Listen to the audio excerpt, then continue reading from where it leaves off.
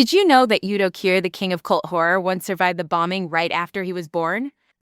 All right, let's get into it. I'm Emma, and I'm so excited to spill the tea on Udo Kier today.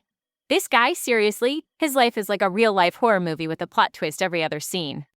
So, picture this, Udo Kier, born in the chaos of World War II, literally surviving a hospital bombing as a newborn. It's like the universe was saying, "Welcome to the world, hope you like drama." That wild start set the stage for a career that would see him become an icon in horror films and a cult figure in cinema, starring in over 220 films. This man was like the Energizer Bunny of acting. He just kept going and going.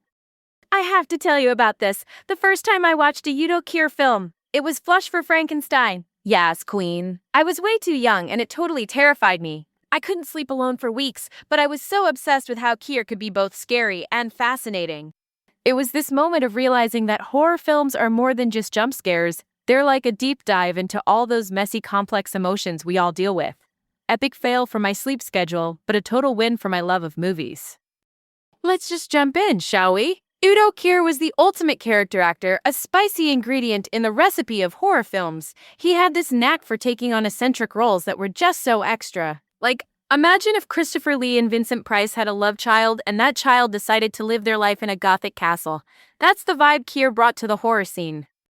Okay, let's move on. Udo had such a unique career, from working with Rainer Werner Fassbinder, who was like this German film genius, to Lars von Trier, the Danish king of controversial cinema. These collaborations shaped Kier's career and gave him this edge and depth that you just don't see every day. I mean, imagine being on set with Lars von Trier. It's like, okay, drama, but in the best possible way.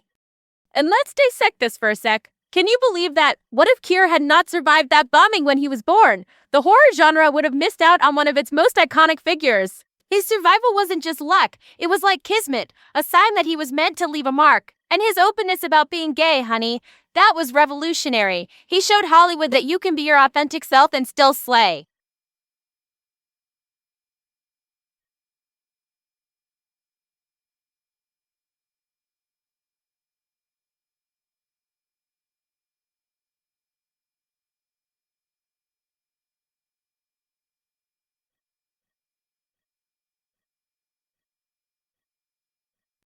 Oh, and speaking of drama, Kier didn't just stick to films. He popped up in Madonna's book Sex and music videos, which was such a glow-up moment because it brought him to a whole new audience.